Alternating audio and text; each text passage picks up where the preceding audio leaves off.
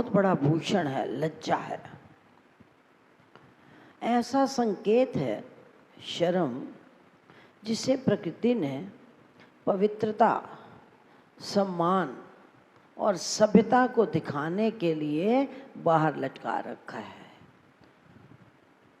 धरती पर एक ऐसा प्राणी है जो लज्जित रहता है, अर्थात लज्जित का अर्थ ये नहीं कि हमारी आंख झुके। लज्जित होने का अर्थ ये है कि वो आत्माभिमान में अपने धर्म की रक्षा को भी कर सकता है। शुभ कार्यों से जो व्यक्ति शहर में सम्मानित हो गया या कभी भी वो लज्जा शून्य नहीं होगा। येन केन प्रकारेण कहने का अभिप्राय, जो शर्म का आकर्षण है ना, वो सुंदरता से भी कई गुना अधिक है। आजकल निर्लज्जता दिन प्रतिदिन बढ़ती जा रही है। पाश्चात्य संस्कृति जीव को शर्म से समाप्त करती जा रही है, नष्ट करती जा रही है। और जिसके हृदय में शर्म नहीं, वो धर्म पर क्या चल सकता है? शर्म होगी तभी तो धर्म पर चलेगा।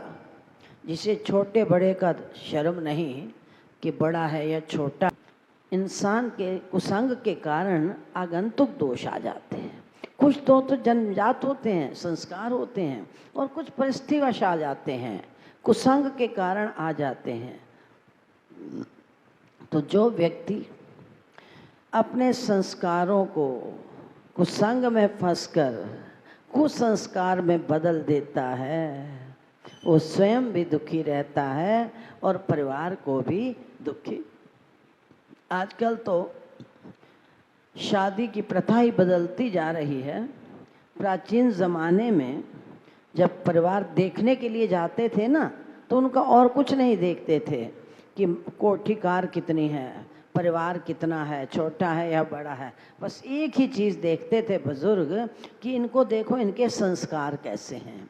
क्या परिवार संस्कारी है तो बेटी या बेटा भी संस्कारी होंगे, और परिवार संस्कारी नहीं तो भले ही कितने आडंबर हों, कितनी कोठियाँ कारें हों, इसका जीवन जो है बिगड़ सकता है। एक सेठ के पास बहुत धन संपत्ति थी, उदारता, न्यायप्रियता और मृदुभाषी था। तुलसी बाबा ने इसलिए कह दिया कि तुलसी मीठे वचन से सुख उपजे चहुं और, वशीकरण ये मंत्र है और तजिए वचन कठोर। किसी को वशीकरण करना है ना, तो उसके साथ मीठा बोलो। जितना अधिक मीठा बोलते हैं, क्योंकि वाणी ऐसी बोलिए मन का आपा खोए औरन को शीतल करे। फिर आप दूसरे के साथ मीठा बोलते हैं ना, तो वो तो शीतल होगा, उसके साथ साथ हमारा अपना मन भी शीतल होगा। रात को सो रहे हैं, किसी ने आवाज़ लगाई मीरा, हाँ, तो जब हाँ शब्द का उच्चारण किया जाता है, आप अनुमान लगाकर देखो कि हृदय पर क्या प्रभाव पड़ता है। और कहो जी, तो सुनने वाला भी प्रसन्न और बोलने वाला भी। इसलिए महापुरुषों के इशारे होते हैं। फकरान दे समझ इशारे नो, जे तो मिलना ही प्रीतम प्यार। अगर उस परम पिता परमात्मा को प्राप्त करना चाहते हैं तो महापुरुषों के इशारे समझो। लेकिन हम कैसे हैं? एक कान से सुनते हैं, दूसरे से बोलने दो। एक कान से सुनकर अनसुना कर देते हैं कि हमारा क्या मतलब, हमने अपना समय पास कर लिया, हो गया सत्संग। तो उस सेठ के पास मीठा बोलने का एक बहुत बड़ा गुण था, और उसी के कारण उस सेठ के पूरे शहर में बड़ा मान सम्मान था। और जिस रास्ते से वो सेठ जी गुजरते थे, लोग हाथ जोड़कर, सिर झुकाकर उसके सामने खड़े, चाहे कोई बड़ा था या छोटा था। क्यों? क्योंकि जो वो इज़्ज़त देता था तभी तो उसे इज़्ज़त मिलती थी। हम दूसरे को इज़्ज़त नहीं देंगे, चाहते हैं कि हमारी इज़्ज़त हो। पहले बीज बोना तो सीखो। बीज बोएंगे नहीं और फल की आशा करते हैं कि उसने मेरी इज़्ज़त नहीं की। क्या कभी घड़ी दो घड़ी बैठकर हम चिंतन करते हैं कि हे मनी राम, तू अपने बीज को देख कि तेरा बीज कैसा है। सब उसका स्वागत करते हैं। तो सेठानी के साथ जब चर्चा करती थी तो एक दिन सेठानी ने कहा, पति देव, आपकी शहर में इतनी शान शौकत है, मान इज्जत है, सब कुछ है, लेकिन प्रकृति ने हमारे घर में एक बहुत बड़ी कमी रखी है कि घर का दीपक नहीं है जो हमारी कुल को, वंश परंपरा को आगे बढ़ाए। इस प्रचुर धन संपत्ति का स्वामी कौन बनेगा? कब हमारे घर में कोई बालक का जन्म होगा? सेठ जी हमेशा पत्नी को यही कहते थे, देवी, धैर्य का फल ईठा होता है, हम धैर्य धारण नहीं करते, उतावलापन है। उसी समय हमने बीज बोया और फल हमें मिलना चाहिए।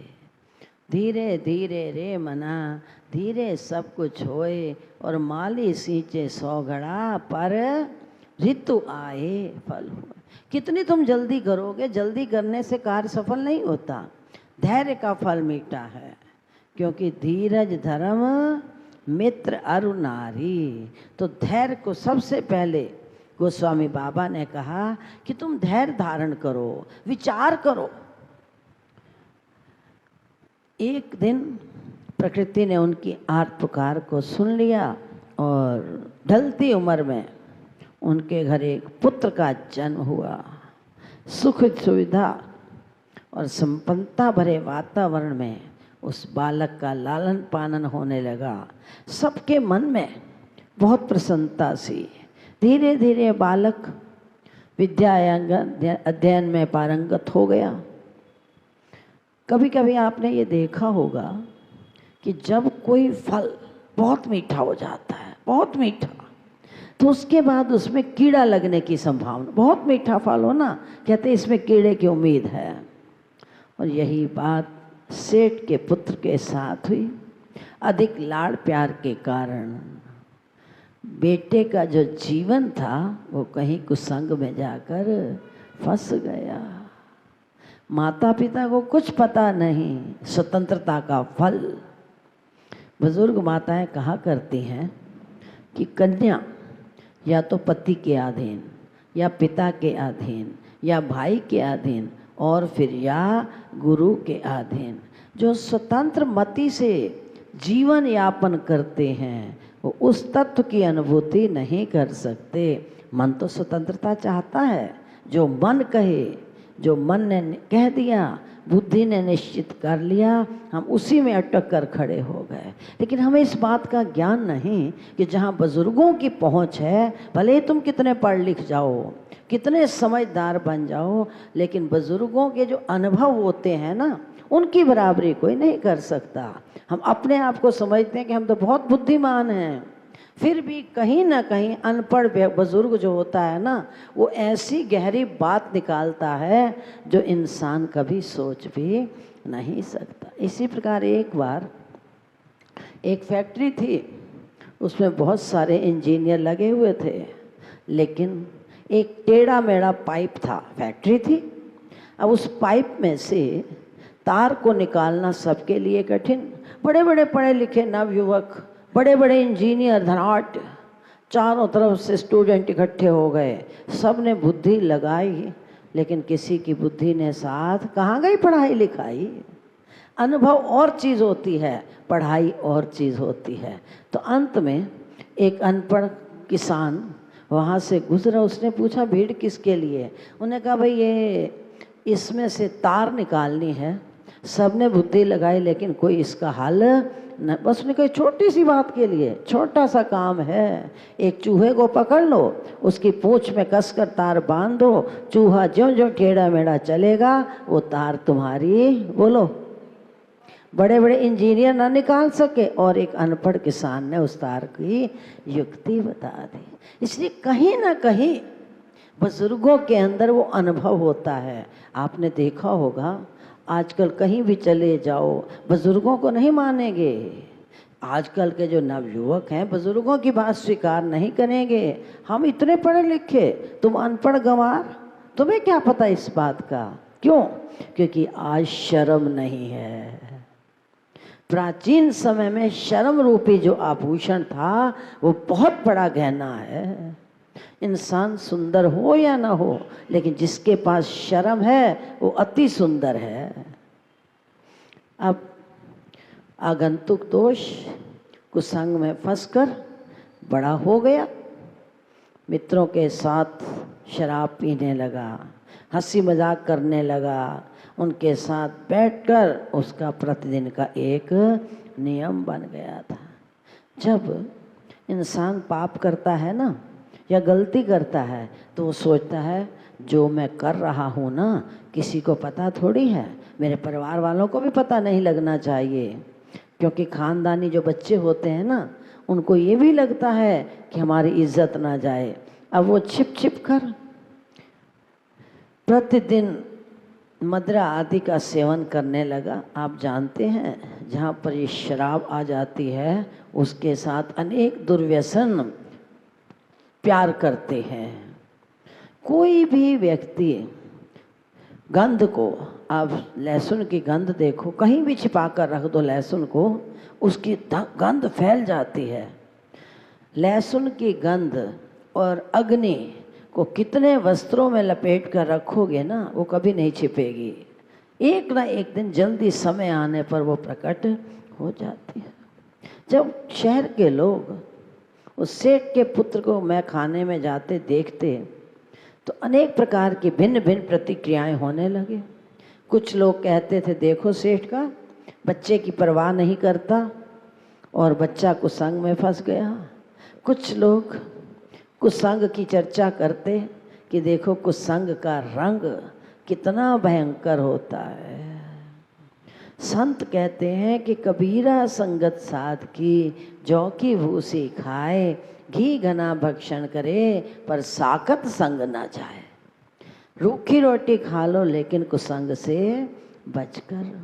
मनुआ छोड़े कुसंगी वाला संग, ओए मनुआ छोड़े कुसंगी वाला संग। ओ मनेवा छोड़े कुसंगी वाला संग, ओ मनेवा छोड़े कुसंगी वाला संग। कुसंगी दी तो संगत न करे, कुसंगी की तो संगत न करी। कुसंगी दी तो संगत न करे, कुसंगी दी तो संगत न करी। भजन घते सिया भंग मनुआ, भजन घते सिया भंग। मनेवा छोड़े कुसंगी वाला संग, वे मनेवा छोड़े कुसंग वाला संग। वे मनुआ छोड़े कुसंगी वाला। हे मनी राम, कुछ भी ना मिले लेकिन कुसंग से तू बच कर रहना। गांव के लोग सेठ के पास पहुंचे और जाकर कहा देखो सेठ जी, अपने बालक को अभी से संभालो। आजकल के माता पिता क्या कहते हैं, कोई बात नहीं, हमारा बालक ऐश ना करे, खाए पिए ना, आराम ना करे, वो उसको तो सब चीज़ की आवश्यकता है। बच्चों को प्यार दो, सब कुछ दो, लेकिन गलत संस्कारों से बचा कर रखो। हम करते क्या हैं, बच्चों को छोड़ दिया, बच्चे हमारे प्रसन्न रहें, गलत काम करते हैं, बड़ों को जवाब देते हैं, अध्यापक के ऊपर हाथ उठाने में देरी भी नहीं करते। माता पिता की तो इज्जत है ही नहीं। क्यों? क्योंकि उनके अंदर शर्म नहीं है कि जिस माताओं को मार रहे हैं आजकल के बच्चे। माँ बुजुर्ग हो गई, लगा दिया थप्पड़, निकल जा घर से, माफ़ करना। जिस माँ ने तुम्हें इस संसार में जन्म दिया, पिता ने तुम्हारा लालन पालन किया, सब कुछ तुम भूल गए। आज तुम जवान होकर 4 पैसे कमाने लगे, माता पिता की इज्जत भी तुम्हें दिखाई नहीं दी। जन्म दिया, तुम्हें सब कुछ जमीन जायदाद दी, लेकिन आज तुम माता पिता के ऊपर शेर बनकर रहने लगे, क्योंकि शर्म नहीं है ना। जिसे बड़ों की शर्म नहीं है वो धर्म कर्म कभी कर नहीं सकता। सेठ जी ने जब सुना कि मेरा बेटा इतना कुसंग में फंस गया है और शहर के लोग सेठ जी की बड़ी इज्जत मान प्रतिष्ठा करते हैं, किसी मित्र ने आकर कहा, सेठ जी अभी भी समय है, अभी भी अपने बालक को संभाल लो, वरना ये लड़का तुम्हारे हाथ से सदा सदा के लिए निकल जाएगा। मित्र की बात को सुनकर सेठ के हृदय में बहुत गहरा आघात पहुंचा। मस्तक पर हाथ रखा, गहरी सोच में डूब गए कि इतनी प्रतीक्षा के बाद भगवत कृपा के द्वारा एक पुत्र रूपी रत्न की प्राप्ति हुई और उसने आज मेरे पूरे जीवन भर की इज्जत आबरू को मिट्टी में मिला दिया, दाग लगा दिया। पत्नी कहती है, हे भगवान, इससे तो अच्छा संतानहीन रह जाते, वो शेष था, कम से कम हमारी इज्जत पर तो दाग न लगता। बस पत्नी के इन शब्दों को श्रवण करके सेठ जी तो पहले ही बेचारे बड़े दुखी थे, उनके मन में एक विचार जागृत हो गया, क्योंकि किया गया शुभ कर्म विपत्ति आने पर इंसान की सहायता अवश्य करता है। तो एकदम सेठ जी को विचार पैदा हुआ, अरे कि मेरा पुत्र और जो मेरे माता पिता हैं या मेरे दादी दादा, हमारा खानदानी परिवार है, संस्कारी परिवार है, हो सकता है कि अधिक मारने से, डांट टपट करने से बालक बिगड़ जाए, और जो मेरे दादा की दी हुई असली संपत्ति है, हम तो जमीन जायदाद को ही संपत्ति मानते हैं, लेकिन जीवन में बहुत अच्छी संपत्ति है माता पिता दादी दादा के धार्मिक संस्कार। एकदम सेठ की बुद्धि बदल गई और कहने लगा, मारने पीटने से बालक बिगड़ने की संभावना है, तो जो मेरे दादाजी के संस्कार हैं क्यों ना मैं उनका प्रयोग करूं। आखिर परिवार में अंश तो आता है दादा दादी का, माता पिता का, परिवार का। एक दिन जब वो लड़का मैं खाने की ओर जा रहा था, नियम था, चुपके से उसके पीछे पीछे चल दिया और वो जो लड़का था अपने मित्रों के साथ हंसी मजाक करता करता जाकर मैं बेटे को कुछ पता नहीं कि मेरे पीछे कौन लगा हुआ है, मस्ती थी। और वैसे भी शराब की मस्ती, चाहे प्रभाव क्षणिक होता है लेकिन मस्ती तो थी ना। एक तरफ से युवावस्था, दूसरी ओर से शराब की मस्ती। तीसरी पातशाही गुरुदेव भगवान ने कहा कि युवावस्था जो होती है ना, वो काली अंधेरी रात से कम नहीं है। काली अंधेरी रात में दिशा का भान नहीं होता। इसी प्रकार अगर आप युवावस्था में किसी को समझाने का प्रयास करोगे ना, पहली बात तो तुम्हारी बात को सुनेगा नहीं, दूसरी बात सुन भी लेगा तो क्या, अरे ये तो बुढ़े हैं, बुढ़ों की आदत होती है, बोलते रहते हैं, इनको क्या समझ है। सारी समझ तो हमें है, पढ़े लिखे तो हम हैं, ये कोई पढ़े लिखे थोड़ना है। वो मस्त था, कुर्सी पर जाकर बैठ गया। जो ही शराब का प्याला मेज पर आया तो तत्क्षण पिता उस मैं खाने में जहाँ पर कुर्सियाँ लगी थीं वहाँ पर खड़ा हो गया। अचानक उस लड़के की नज़र पिता की तरफ गई। जो शराब की प्याली थी वो जमीन पर गिरकर टूट गई। आंखों से आंखें न मिला सका और अपने चेहरे को एक रुमाल से ढक दिया। शर्मसार हो गया। पिता ने कुछ एक शब्द भी नहीं कहा, मौन होकर वहाँ से लौट गया। और पिता ने सोचा कि मुझे लगता है मेरे जो दादा की रियल प्रॉपर्टी है वो इसके पास है। क्यों? इसकी आंख में शर्म है। जिसके अंदर शर्म नहीं है वो सुधरेगा कहाँ से। वापस लौट गया, शराब को वहीं छोड़ दिया, प्याली तो टूट चुकी थी। पिताजी के जाते जाते उनके साथ चल पड़ा और घर जाकर पिता के चरण पकड़ लिए। कहने लगा, पिताश्री बस एक बार मुझे क्षमा कर दें। हम क्षमा तो कई बार मांगते हैं, हमें माफ़ कर दो, बस एक ही बार, अंतिम बार, लास्ट बार। दोबारा हजारों बार क्षमा मांगेंगे और बार बार उसी गलती को दोहराते रहेंगे। उसी क्षण सेठ के पुत्र ने दृढ़ संकल्प किया। संकल्प में, दृढ़ संकल्प में वो शक्ति है जो असंभव को भी संभव कर सकती है। लेकिन हमारा संकल्प कच्चा होता है। संकल्प तो किया कि 40 दिन हम अन्न का त्याग करेंगे, लेकिन हम करते नहीं हैं। और जो अब व्यक्ति अपने संकल्प में परिपक्व रहते हैं, उनका अंतःकरण धीरे धीरे शुद्ध होता जा रहा है।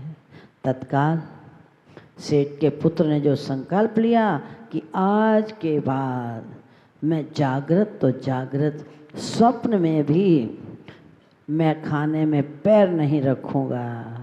पिताजी बस एक बार मुझे माफ़ कर दो। गलती की सज़ा एक बार, 2 बार, अधिक से अधिक 3 बार क्षमा मिल सकती है। अगर दोबारा हम वो गलती करते हैं तो शास्त्र में कहा गया है कि 10 गुना दंड भोगना पड़ेगा। पिता ने समझ लिया कि बेटे की आंख में शर्म है, तो पिता ने क्या कहा, बेटा कोई बात नहीं, तेरा भी कोई दोष नहीं है, दोष तो सारा मेरा है। अब पुत्र के मन में और भी प्यार जगा। गलती मैंने की, फिर भी पिता कह रहा है तेरा कोई दोष नहीं, मेरा दोष है। क्यों? क्योंकि मैंने तेरी तरफ ध्यान नहीं दिया, मैं लापरवाही कर गया, इसलिए तो कुसंग में फंसा। अगर मैं लापरवाही न करता, तेरा पूरा देख रेख करता, तो तू कैसे कुसंग में जा सकता था। और दूसरा, प्रातः काल का भूला हुआ व्यक्ति अगर सायंकाल घर पहुंच जाए तो कोई उसे भूला नहीं करते हैं, क्योंकि भूलण अंदर सबको अभूल गुरु करता। भूल करना इतनी बड़ी भूल नहीं, जितनी बड़ी भूल करने के बाद इंसान अपनी भूल को स्वीकार नहीं करता। इसलिए बच्चों को प्यार दो, लाड दो, सब कुछ दो, खिलाओ पिलाओ, सुख सुविधाएं दो, लेकिन उसके साथ साथ अपनी संतान को शुभ संस्कार अवश्य दो। तुम्हारे शुभ संस्कारों का प्रभाव, जब हर चीज़ का परिवार पर प्रभाव पड़ता है, तो संस्कारों का प्रभाव तो इतना सुंदर आभूषण है। चाहे कोई गरीब हो और चाहे कोई अमीर हो। लड़के के मन में शर्म थी, बड़ों की लाज थी, तो पैतृक संस्कारों ने लड़के का जन्म लोक भी सुधार दिया और परलोक भी सुधर गया। बोल श्री सद्गुरु देव स्वामी सर्वव्यापी। अरे आ जाओ।